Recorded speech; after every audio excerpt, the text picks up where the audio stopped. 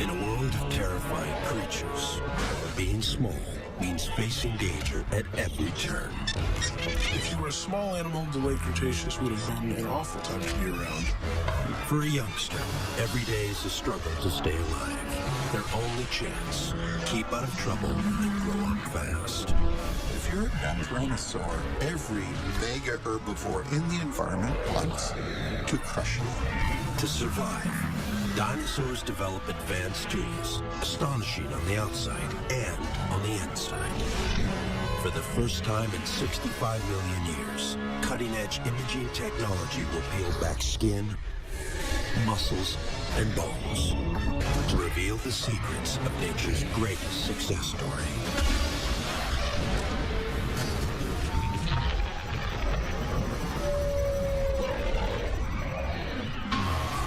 The largest dinosaurs grow as tall as a 6-story building and weigh 50 tons or more.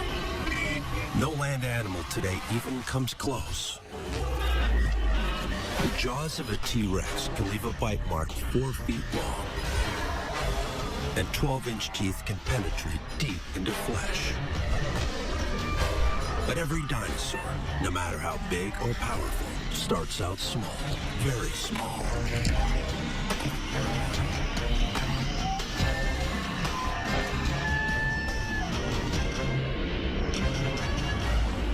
Oklahoma, 110 million years ago. A herd of Sauroposeidon are on the move. We're talking about an animal that was probably 80 or 90 feet long, and about 40 feet of that was just neck. So when it stuck its neck straight up, it could probably reach about 60 feet up in the air. These leviathans are making a journey to nesting sites they've used for generations. Developing inside them are hundreds of eggs. They're the future of a species that will be around for 15 million years. More than 75 times longer than modern humans have been on Earth. Yet each egg is no larger than a cantaloupe. I think it's a very beautiful idea that you have this little egg that's surprisingly small, and out of it comes a baby Sauroposeidon that's about the size of a rabbit. And in 2 or 3 decades, it's going to be a 50-ton adult. But just why does this huge animal have such small eggs? Sauroposeidon eggs, like all eggs, are honeycombed with tiny pores to let oxygen in and carbon dioxide out. Bigger eggs need more air holes, but get too big and this tiny home collapses. That's why even today, no bird lays a larger egg than an ostrich, an egg weighing just over 3 pounds.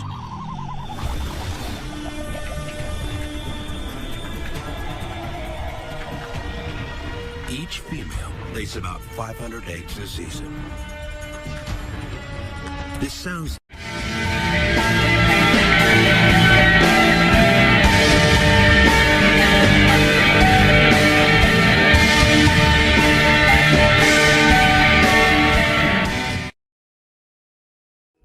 National Geographic Channel presents A Planet in Motion. Like the beginning of a sauropod population explosion, but it's not. The moment an egg hatches marks the beginning of a race for survival.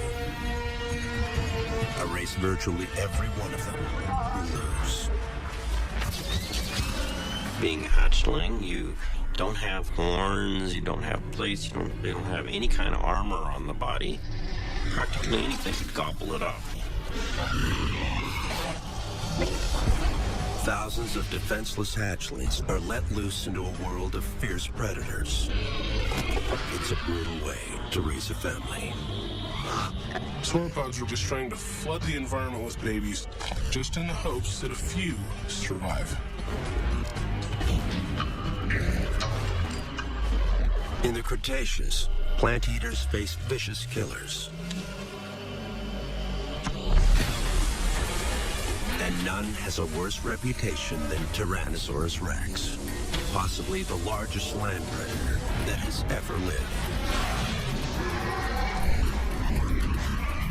The T-Rex is sort of the quintessential monster.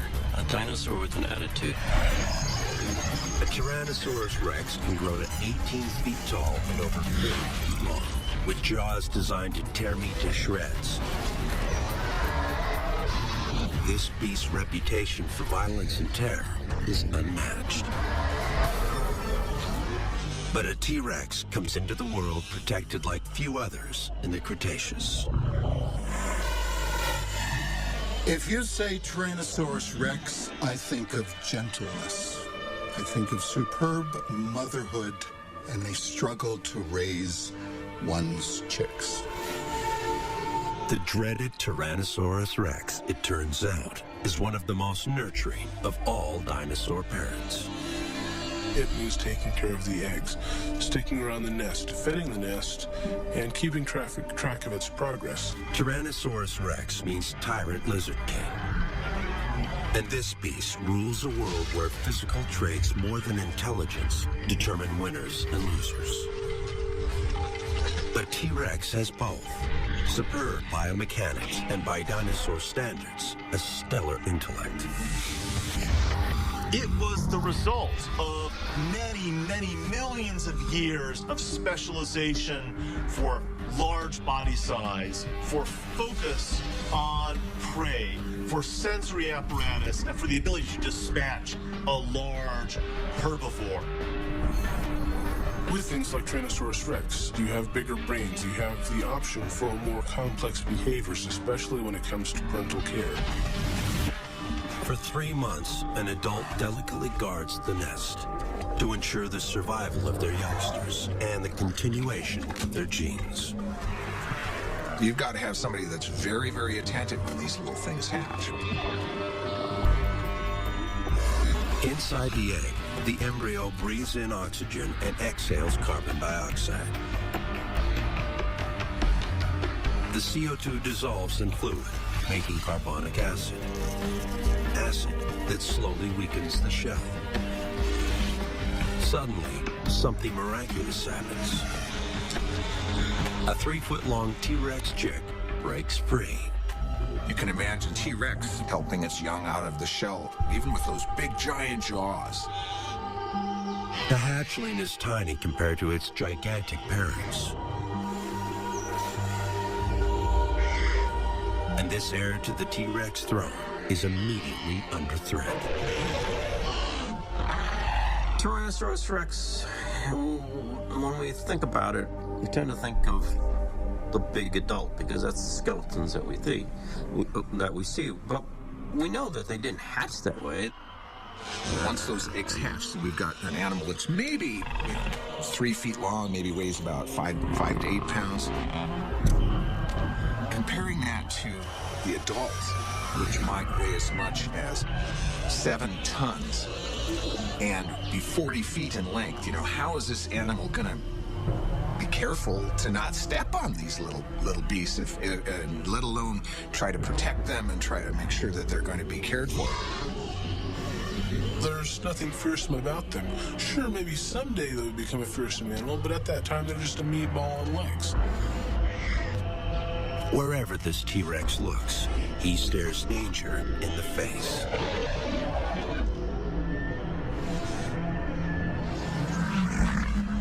There were crocodiles, medium, large to gigantic, that could plop down, swallow baby T-Rexes like maraschino cherries. Clearly, a young T-Rex is very susceptible to being eaten by just about everybody else who's around who likes to eat meat. And danger isn't limited to the ground. Sometimes it dives out of the sky. Quetzalcoatlus, a 400-pound flying carnivorous reptile, circles, waiting for just the right moment to strike. Quetzalcoatlus would make all other animals in the late Cretaceous stare. With a 42-foot wingspan, they could shut out the sun. One tool that makes this flying reptile so effective is a highly advanced eyeball. Its eyes are built like a hawk's and are able to see with 4 times the clarity of a human eye. Add to that a retina over 4 inches wide containing over 1 billion light receptors. And you've got a reptile that sees the world in high def. There probably weren't many animals in the Cretaceous that would dare to try to grab a baby Tyrannosaurus Rex. Quetzalcoatlus could probably manage it. You see a stork on the Nile today eating a baby crocodile, and you can imagine in your mind Quetzalcoatlus eating a baby Tyrannosaur 65 million years ago. I never know how well Tyrannosaurs could count, but I imagine Mom would be a little bit perplexed when suddenly she was down to 5 instead of 6, and there was no sign of where it had gone.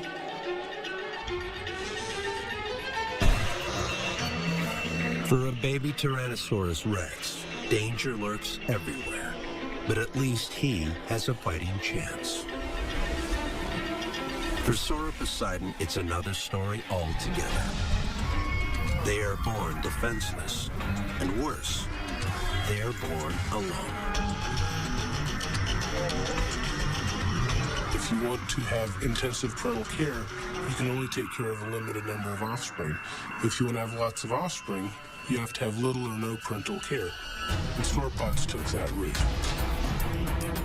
From birth, Sauroposeidon is in a race for survival. For every 3,000 hatchlings, only 1 will make it to adulthood.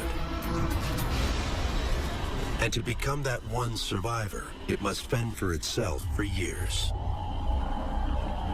For this future behemoth, there's just one rule: grow or die. When we look at sauropod track sites, where we have tracks of hundreds of individuals all together, there's a curious thing. These big groups of sauropods always include only the adults and the animals down to about 1/3 of full size. For a juvenile Sauroposeidon, growing up alone means growing up in constant danger. So think about a juvenile sauroposeidon that's the size of a pony or a horse. It has no sharp teeth, no plates, no spikes, no horns, no armor. It's not even very fast. And so what would happen to those juvenile sauroposeidons if they were faced by a pack of Deinonychus? Well, they would die. Sauroposeidon navigates a world of hungry predators.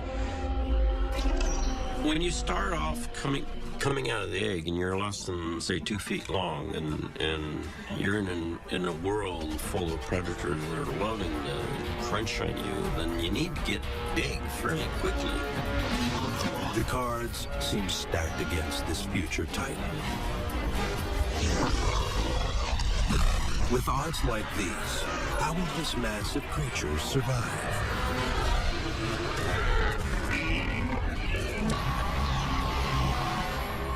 Tyrannosaurus Rex, a skull almost 5 feet long, up to 60 serrated teeth, able to cover 15 feet in a single stride. This is one of the biggest carnivorous dinosaurs ever to walk the earth. T-Rex has bone-crushing teeth. They're huge. They have 2 or 3 or 4 times the strength for the body size of any other meat eater. Yet a T-Rex is born into a world of enemies.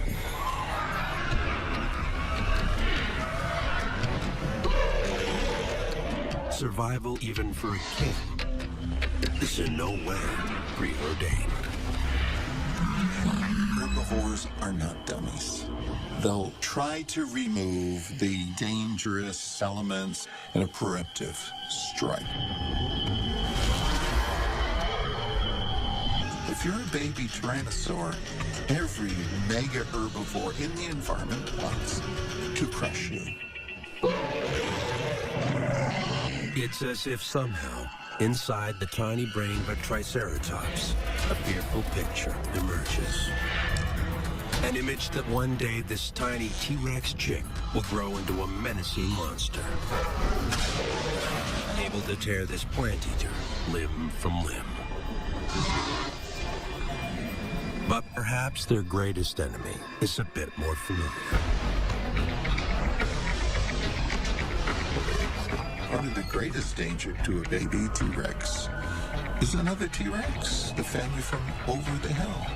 Because Darwinian calculus tells you, the predator, to eliminate your competition, other predators, whenever you can. Male lions defend their cubs against rivals who see their offspring as future competition for food and mates.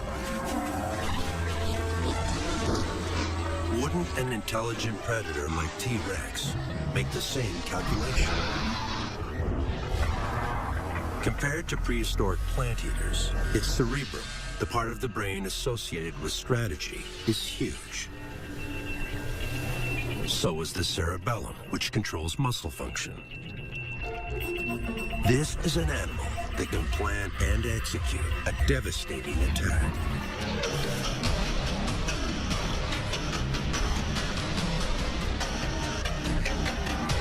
It's a behavior hardwired into the brain. If you're trying to increase your evolutionary advantage, the best thing you can do is get more offspring into the future generation. And one of the best ways you can do that is to take better care of the offspring that you produce. Laying eggs nearly depletes a female. She needs nourishment to stay strong. And nourishment means meat.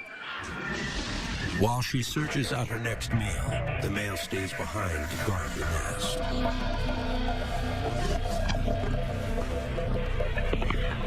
Luckily, a Tyrannosaurus Rex on the hunt is guided by some of the keenest senses in the Cretaceous. Its eyesight would actually have been very, very good. The eyes of a T-Rex are gigantic, the size of softballs. A large retina collects more light, more visual information. The result, T-Rex can clearly see prey from as far away as 4 miles. Critically, both eyes face forwards, and their line of sight overlaps. So each eye looks at the same object from a slightly different angle. That means T-Rex can experience the world in 3 dimensions. There's very little in the environment of T-Rex that would escape its attention.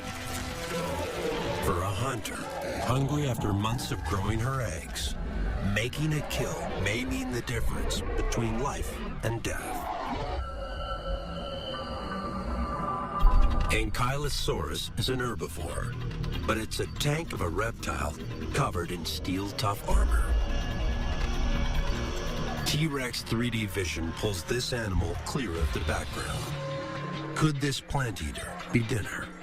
T-Rex is impressive and it's powerful, but compared to an ankylosaur, it's relatively lightly built. Protective plates made of bone and cartilage cover this lumbering creature from head to tail. Light but extremely strong. The hide of Ankylosaurus is built like a bulletproof vest. And that's not all. Ankylosaurus is armed with a deadly weapon. A bony club. If that club were to connect into the skull of the T-Rex or into the shin and foot of the T-Rex, it would shatter those bones. I think that one good blow by the tail claw would be enough to deter this Tyrannosaurus. Ankylosaurus are plant eaters, yet they're designed to kill. Even a Tyrannosaurus Rex would have to be at the top of its game to bring one down. T-Rex has a refined array of senses that just might lead the way directly to a meal. An acute sense of smell, for one. Behind the nostrils are large cavernous chambers lined with sheets of sensory tissue able to detect odors. The olfactory bulbs transmit that information back to the brain. One of the big surprises was the size of the olfactory bulbs, part of the brain associated with processing information about smells in the environment. To increase the number of odor detectors, the area containing sensory tissue is designed like a radiator. A T-Rex can pick up the slightest whiff of meat as it faintly walks across the landscape. T-Rex had a sense of smell equivalent to 100 bloodhounds all duct taped together. They certainly had the largest olfactory lobe of any animal, living or extinct on this planet. A super sense of smell is a hunter's dream. From a substantial distance, a T-Rex can zero in on prey, or pick up their hatchlings' distinct scent. And when you look into the face of a T-Rex, something else becomes obvious. The nostrils are a full 10 inches apart. But why? It means T-Rex can smell in stereo. This carnivore can triangulate an odor, pinpoint its exact source. T-Rex could walk into a crowded auditorium and in a few seconds identify every single person and creature by its own idiosyncratic odors. This female is desperate to eat. She picks up the scent of the meal. But it's the scent of an animal all but the strongest tyrannosaurs prefer not to mess with. That's the most dangerous challenge that any big carnivore ever faced, is the swinging head of Triceratops. It's like a gigantic white rhinoceros on steroids. 26 feet long and 10 feet tall, a full-grown Triceratops can reach 6 tons in weight. If there's an animal whose scent would frighten a T-Rex, it's Triceratops. T-Rex is well aware of the risks.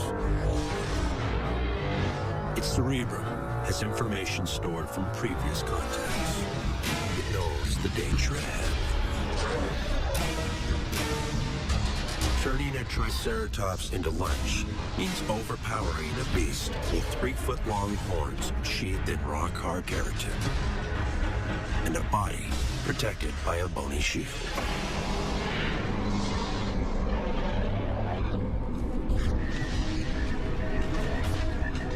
But possibly, the survival of her genes for another generation might be just one fight away. One can imagine that the conflict between Tyrannosaurus and Triceratops may have been one of the greatest combats that nature has ever had. And this well-protected herbivore is everywhere. In fact, in the late Cretaceous, Triceratops outnumbered Tyrannosaurs 10-1. Their success is down to one reason. A single thrust of the brow horn could penetrate right into the cardiac chamber or the lungs. If you're going to put a meter-long horn into a chest cavity of a T-Rex, the chance of you doing some damage are pretty great.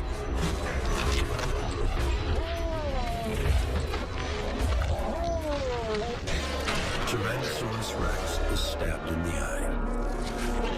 Triceratops and herbivores.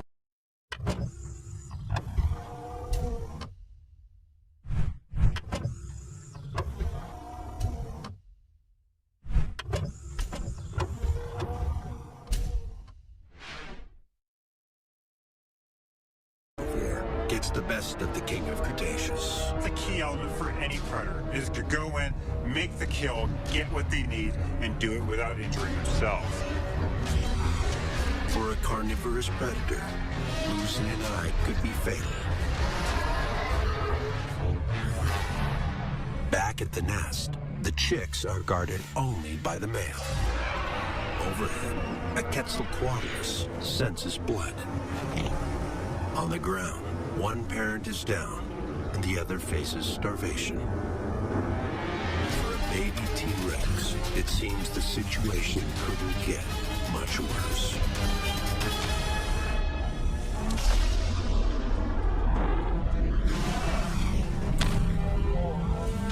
Sauroposeidon is the tallest land animal of all time. At 60 feet high and almost 100 feet long, it would dwarf any living creature today. Yet despite these mammoth proportions, its brain is tiny, weighing just 4 ounces. The brain size of Sauroposeidon would probably be about the size of a cheeseburger. Probably had the smallest brain size to body size of any big animal that's ever lived. Big, dumb brute. Sauroposeidon's brain is 1,000 times smaller than its body. Just an eighth the brain capacity of a T-Rex. Worse, its cerebrum, where strategic thinking takes place, is barely developed. I mean, these guys were, frankly, dumb as a fence post. Sauroposeidon does almost everything by instinct, including rearing, or more accurately, not rearing its children. It may seem cruel to just dig a hole and leave your eggs in one rod, but it's a very effective means of reproduction if you can afford to make lots of babies. We know that the sauropods were not taking care of the newly hatched babies. We don't find the newly hatched babies with the adults. Scientists believe Sauroposeidon's gargantuan size makes incubating eggs a physical impossibility. You're running, say, 60, 80 feet in length, and your eggs are only about the size of a cantaloupe. The size difference makes it so hard to be gentle. I think sauropods like Sauroposeidon are just too big to be able to control where their body mass is going to be. They don't have the brain capacity to understand where their butt is at the same time as where their head is. With its mammoth size and limited intellect, Sauroposeidon relies on a totally different method than Tyrannosaurus rex to raise its young. In its lifespan, a mated pair of Sauroposeidons might produce thousands and thousands of eggs, and only maybe a couple or 3 are going to survive to adulthood. So what that tells us is that almost all of the offspring are being killed and eaten by predators. Basically, you're flooding all the carnivores with so much food that they can't eat it all, and so there's bound to be some survivors. Sauroposeidon's approach to its young sounds brutish and cruel. Something best left in Earth's distant past. But it isn't. Sauroposeidon, like sea turtles, for example, seems to have tried to overwhelm the predators with just sheer numbers of offspring. They're not just all laying their eggs within a few weeks of each other, they're all trying to lay their eggs on the same night or 2. And one of the reasons is that they can overwhelm the predators. If you have a food resource that's available in vast numbers, but only for a very limited time, it's hard for predators to eat all of them. From the moment sea turtles hatch, they are on their own. For predators, hatching time is a veritable feast. Still, the strategy works. Carnivores munch down virtually every hatchling. A few, though, do make it. Not even the most voracious feeders can kill them all. Sauropods were in a predator-rich environment, so I'm sure that many, many sauropod nests were found and destroyed by predators before the babies could even hatch. Sauroposeidon's size is its main defense. When it reaches an adult weight of 50 tons, nothing can touch it. But maintaining this massive girth means filling your belly almost constantly. An adult will eat almost anything that grows. They consume as much as 330,000 calories, almost a ton of greenery every day. To find that much food, herds roam far and wide. Even if they had the brain capacity to care for their young, there just isn't enough vegetation to let them stay by the nest.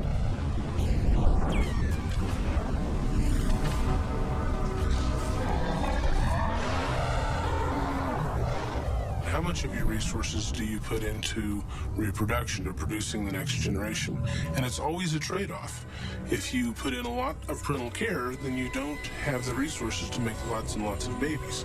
Or you can go the other way and make tons and tons of babies, but you won't have the resources left to take very good care of them.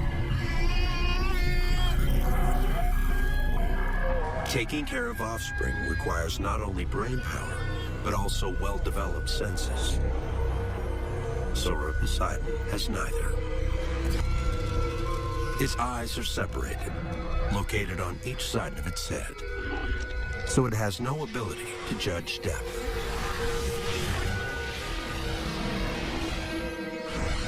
Its small brain has just rudimentary centers of sight and smell. And its hearing is severely limited, as the cochlea duct inside the inner ear is tiny. Sauroposeidon probably had a brain about the size of a kitten's, because it was not, unfortunately, a very smart animal. It didn't have to be. It was a food processing plant.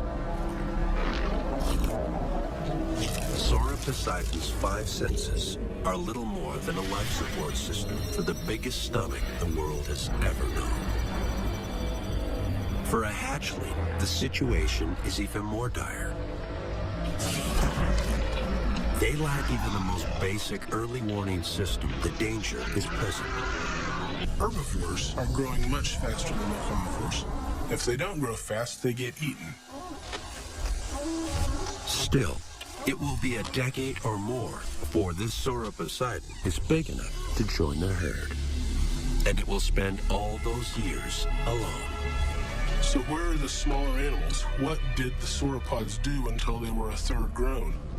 They weren't moving with the herd. They were probably hiding out in the forest, trying to eat as much as they could, get as big as they could, as fast as they could, so that they could join the herd. That's the best defense. It doesn't matter what else you're equipped with, whether you have horns or armor or whatever. The best defense is always to get big. And if you're a sauropod, you've got nothing else. So getting big is the only game in town. But for Sauroposeidon, every day spent growing up is a day trying to keep out of the sights of this guy. Deinonychus is a killing machine. Here was a creature that was small. It was fast. Deinonychus was really one of the most remarkable predators the Earth has seen. A three-dimensional fighter, a kickboxing dinosaur. The weapon that defines Deinonychus is a slashing 4-inch razor-sharp blade, kept upright during walking or running, constantly caught, ready for a fight. This vicious claw can deliver 450 pounds of force and rotate almost 180 degrees. To eviscerate prey, Deinonychus uses both its hands and feet. These were animals that had weapons everywhere you go. A ridiculous amount of weaponry for an animal of its size. So clearly this is an animal that's evolved for whatever reason to be able to dish out a lot of damage for its size. For a juvenile Sauroposeidon, even a juvenile the size of a polar bear, Deinonychus means trouble. And a whole pack of Deinonychus means a whole pack of trouble. It's hard to imagine how Sauroposeidons survive in a world where they face down savage killers all alone. But they do survive, grow up, and one day become almost indestructible.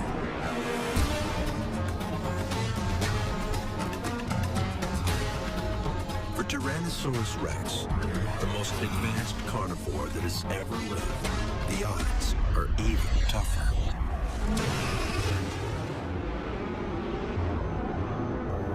A T-Rex nest. The chicks are growing up fast. The female is far away, on a hunt trying to replenish her strength. The male stays behind to guard the roost. There's always this idyllic picture of this female Tyrannosaurus guarding her clutch of eggs. It may have been the male, as far as we know. I mean, the female could have said, "Buddy, you caused the problem. You take care of them." But the male needs to eat too.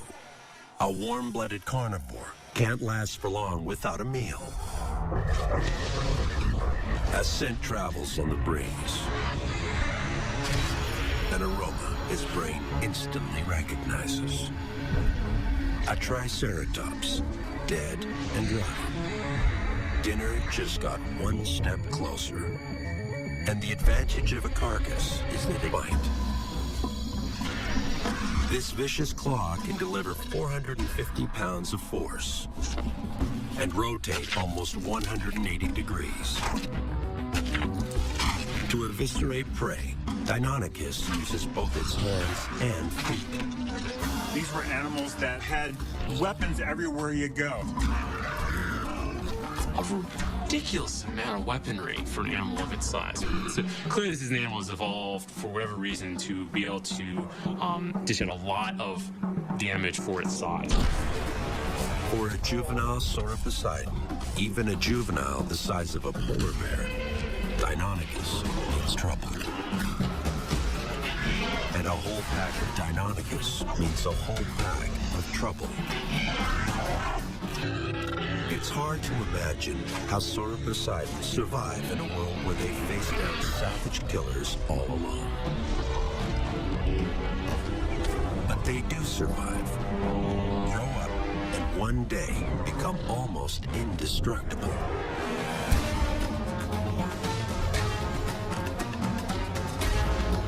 For Tyrannosaurus rex, the most advanced carnivore that has ever lived, the odds are even tougher.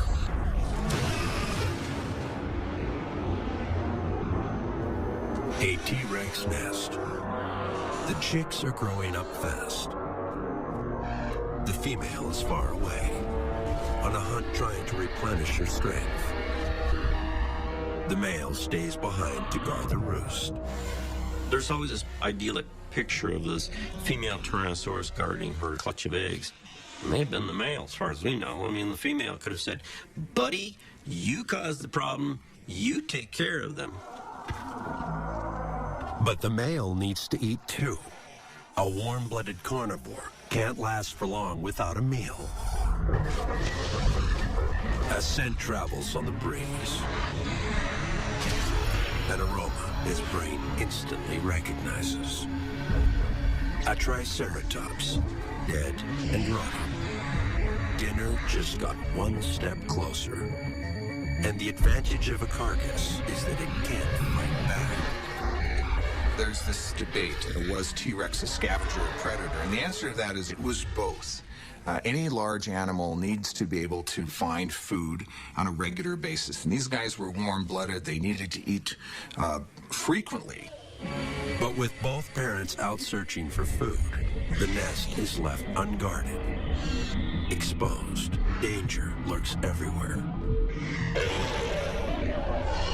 Triceratops may be a plant eater, but with a defenseless baby T-Rex around, it'll make an exception. Quetzalcoatlus is the largest flying carnivore in Earth's history.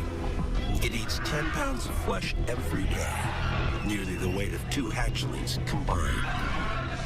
To survive, these chicks will have to keep a very low profile. The male is on the trail of a meal. A Tyrannosaurus rex can pinpoint the exact location of an odor. Soon, he's headed straight for the dead Triceratops. The sense of smell was powerful in the T-Rex. The nerve that goes to the sense of smell is the biggest nerve the dinosaur had. They could probably tell not just if there was a dinosaur that had walked past, they could be able to tell that that dinosaur walked past 2.5 hours ago. T-Rex's nose, like a laser guidance system, leads him directly to his target. What these advanced senses do not tell him, though, is how his Triceratops died in the first place. The answer to that question is found in the mouth of another T-Rex. It turns out this predator's massive jaws with their bone-crushing teeth able to bite down with enough force to bend steel are just the beginning.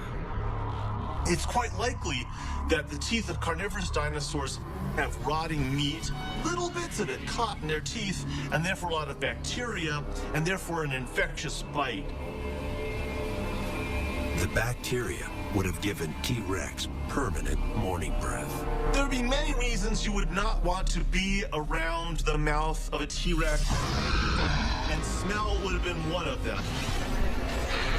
That bacteria means a bite. Any bite that draws blood can cause a life-threatening infection. Even if the animal managed to survive the wounds generated from the bite, the prey dinosaur would get weaker and sicker, and the predator could then hunt it down and kill it. Jumped by a T-Rex, and you're going down, be it now or later.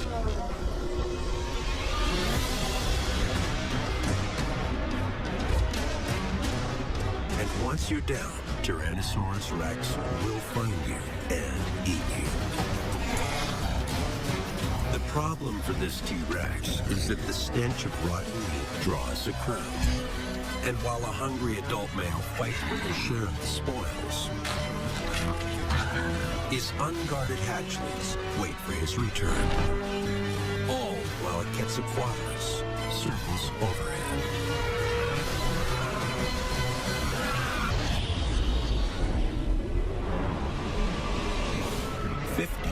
Years before the first T-Rex walked the earth, Sauroposeidon youngsters are already out on their own.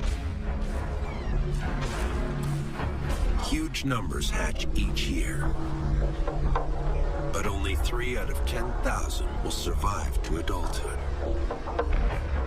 The most dangerous time is when they're smallest, the first few weeks. Their best defense is to get as big as they can, as fast as they can. In order to grow very big, very fast, they do something that appears to break the most basic rules of biology.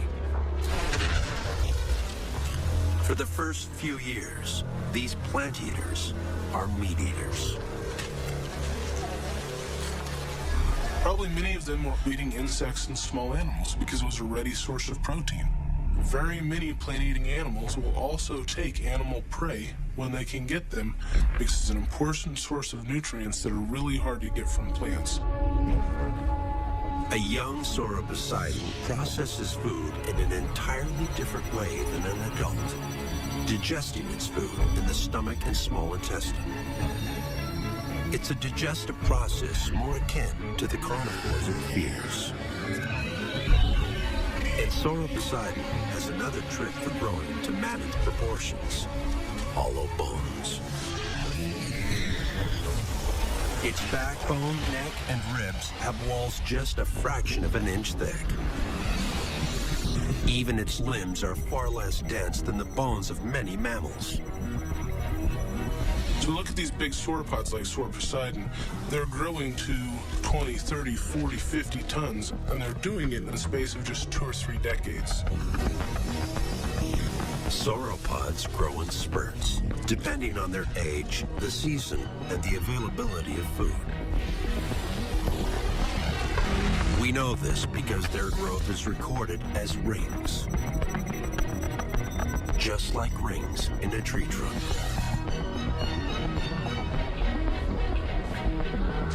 For the first few years of a Sauroposeidon's life, predators are at every turn. One of the most common, Deinonychus, is also one of the most deadly. Cunning. Definitely cunning. Big brain. Smart. It's this sort of creature that seems very adept for doing a lot of damage in a very short amount of time. Nasty. Deinonychus is a very, very nasty animal that you meet up with one of these and your chances of being disemboweled are pretty great. For something like Deinonychus, Sauroposeidon would be a great meal. For the herbivore Sauroposeidon, death by Deinonychus is neither pleasant nor painless. It's a kill not unlike today's hyenas, one of the Serengeti's most effective predators. When hyenas bite through the gut of antelope, it just stops. It's functionally dead.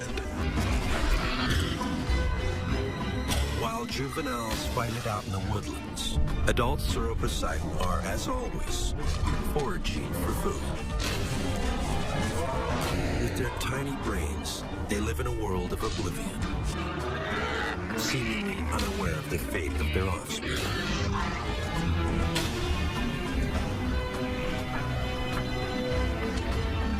Tyrannosaurus rex, though, lives in an entirely different world. A male wolfs down a triceratops carcass. Those powerful jaws smash into the meat of the animal. Those gigantic teeth pierce down through flesh. These well-rooted teeth are there to break into the bones. Scavenging keeps T-Rex alive. Maintaining strength is essential. His chicks are depending on him.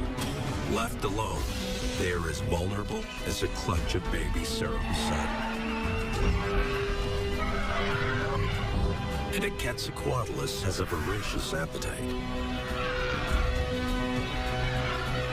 Soaring at 10,000 feet, a sense of smell is useless.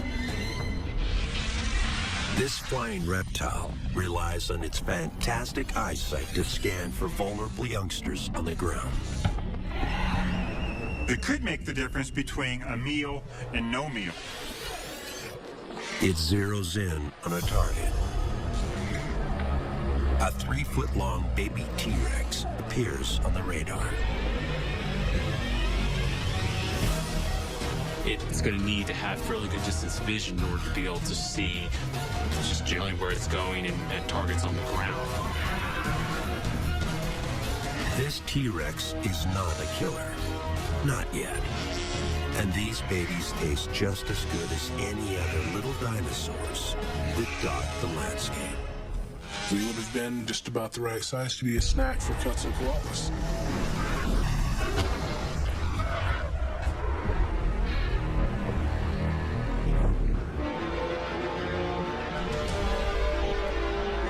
Luckily, just as this massive flying reptile approaches the nest, the male senses trouble. His ultra-sensitive olfactory lobes pick up the distinctive scent of Quetzalcoatlus. This triggers a rush of chemicals to the brain and an immediate decision to return to the nest. But Quetzalcoatlus are fast, and it only takes a split second to launch their 400-pound bodies skyward. The other chicks might just make it for another generation.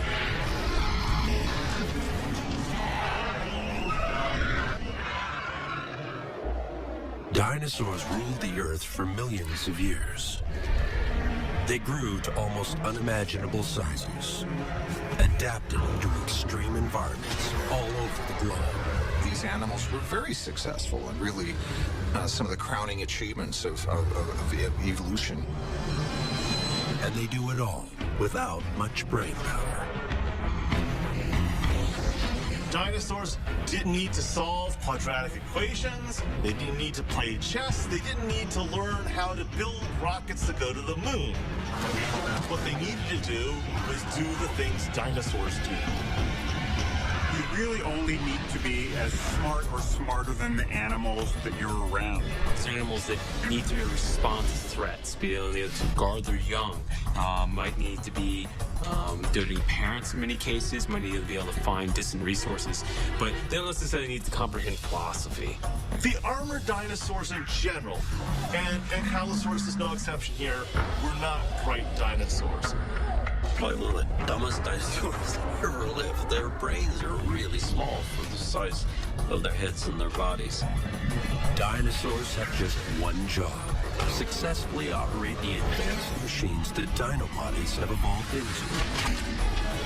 And this is a job they do extremely well. They would have seen and smelled and heard the world in ways that far exceed what we're able to do. And in a way, that's a lot of brain power, just different kind of brain power. For dinosaurs, brain power, carefully honed physical traits, and instinct itself all work together. The result: dinosaurs survived for over 165 million years, 800 times longer than we've been on the planet. They were on this planet for more than 100 million years, and these guys were very successful, and they only went out because of extraterrestrial causes. It took a meteor to wipe out the dinosaurs, a fact that speaks to their incredible staying power. With their magnificent bodies and tiny brains, dinosaurs were success stories like no other creatures the planet has seen before or since, including the human race.